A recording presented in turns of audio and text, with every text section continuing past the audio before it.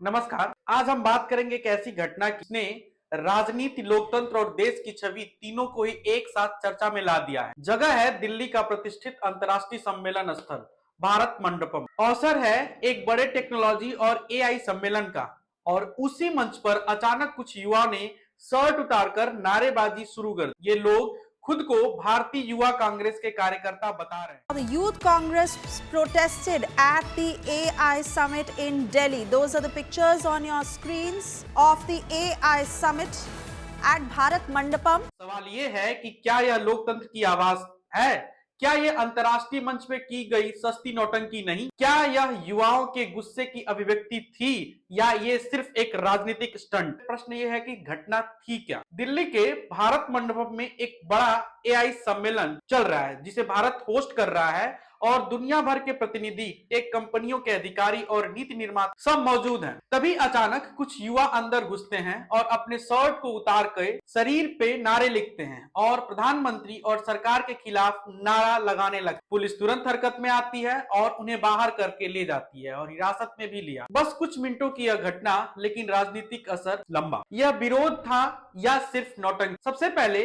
विरोध का अधिकार संविधान हमें देता है। इसका मतलब यह नहीं कि जहां मन किया, जैसे मन किया वैसा ही कर दे। भारत मंडपम कोई सड़क का किनारा या चौराहा नहीं, यह वो जगह है जहां दुनिया भारत को देख। अगर किसी अंतर्राष्ट्रीय सम्मेलन के बीच घुसकर, सुरक्षा तोड़कर, शर्ट उतारकर नारा लगाना ही राजनीति है तो फिर आंदोलन नहीं, अराजकता है। लोकतंत्र में असहमति होती है, लेकिन अनुशासन के साथ। यह घटना बताती है कि उद्देश्य मुद्दा नहीं था, उद्देश्य था माहौल बिगाड़ना और खबर बना। सवाल सिर्फ युवाओं का नहीं है, सवाल है उस पार्टी का जिसके बैनर तले यह सब कुछ हुआ। भारतीय राष्ट्रीय कांग्रेस देश की सबसे पुरानी पार्टी है, जिसे लोकतंत्र की बात की है, संविधान की रक्षा की बात की है और संस्थाओं की गरिमा की बात। जब उसकी युवा इकाई अंतर्राष्ट्रीय मंच पर यह दृश्य बनाती है तो क्या यह राजनीतिक संस्कृति है जिसका दावा कांग्रेस कर? अगर कांग्रेस सच में युवाओं के मुद्दे को उठाना चाहती है तो संसद में आवाज उठाए, नीति का विकल्प दे, तथ्य दे, बहस करे।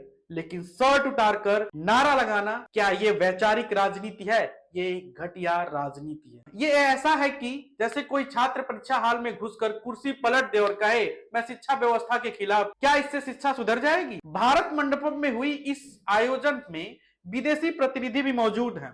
भारत खुद को टेक्नोलॉजी और एआई का वैश्विक केंद्र यानी कि ग्लोबल हब बनाना चाहता है, और उसी समय यह दृश्य बनता है तो इससे देश की छवि पूरी दुनिया में खराब। विदेशी मीडिया क्या दिखाता है, भारत की क्या एआई उपलब्धि है, या शर्ट उतारकर नारे लगाते प्रदर्शनकारी? राजनीति देश के अंदर कीजिए, लेकिन क्या यह मंच को अखाड़ा बनाना जरूरी है? अगर हर पार्टी ऐसा करने लगे तो कौन सा मंच बचेगा? कहा गया है कि यह बेरोजगारी और महंगाई के खिलाफ किया गया प्रदर्शन था। ठीक है, मुद्दा भी गंभीर है, लेकिन क्या इस प्रदर्शन में कोई मांग पत्र था, कोई ठोस डेटा था, कोई राजनीतिक सुझाव थी? नहीं, बस कुछ नारे, कुछ मिनटों की हलचल और फिर हिरासत। यह आंदोलन कम, मीडिया स्टंट ज्यादा लगता है। अगर सच में युवाओं का गुस्सा है तो उसे दिशा देनी चाहिए, रणनीति चाहिए, दीर्घकालीन आयोजन चाहिए, यानी कि लंबी लॉन्ग टर्म प्लानिंग चाहिए।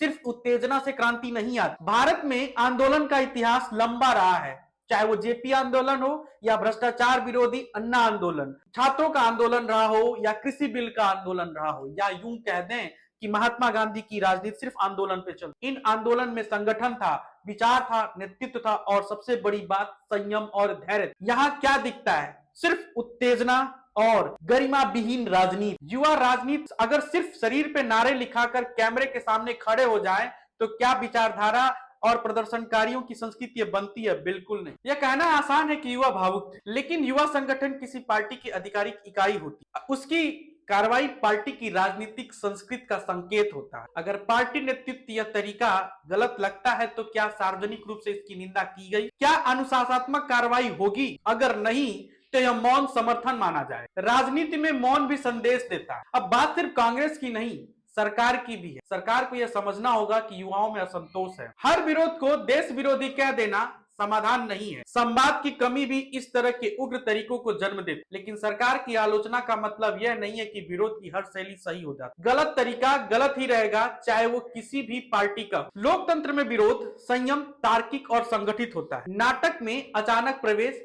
शॉक वैल्यू और कैमरा एंगल। आपको क्या लगता है, ये सिर्फ एक नाटक ही तो है? भारत मंडपम की घटना किस श्रेणी में आती है यह जनता तय कर रही है। अगर राजनीति सिर्फ वायरल क्लिप तक ही सीमित हो जाएगी तो गंभीर बहस खत्म हो जाएगी, और जब बहस खत्म होगी तो लोकतंत्र कमजोर हो जाएगा। इस घटना से कांग्रेस के गंभीर विपक्ष वाली छवि को झटका लगा। हालांकि कांग्रेस अब एक गंभीर विपक्ष रहा नहीं, युवा राजनीति को हल्के में लेने का मौका मिला।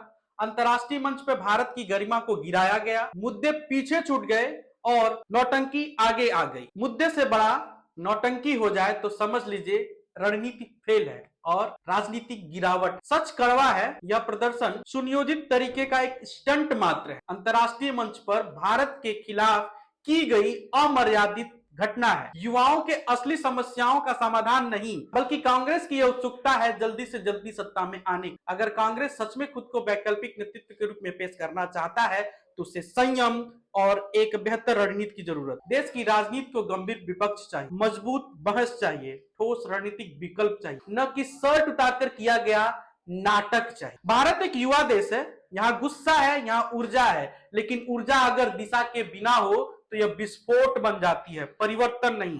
भारत मंडपम की यह घटना यह चेतावनी है, राजनीतिक स्तर के गिरने से पहले सोचना होगा। लोकतंत्र में विरोध की जगह है, नौटंकी की नहीं। धन्यवाद। जय हिंद।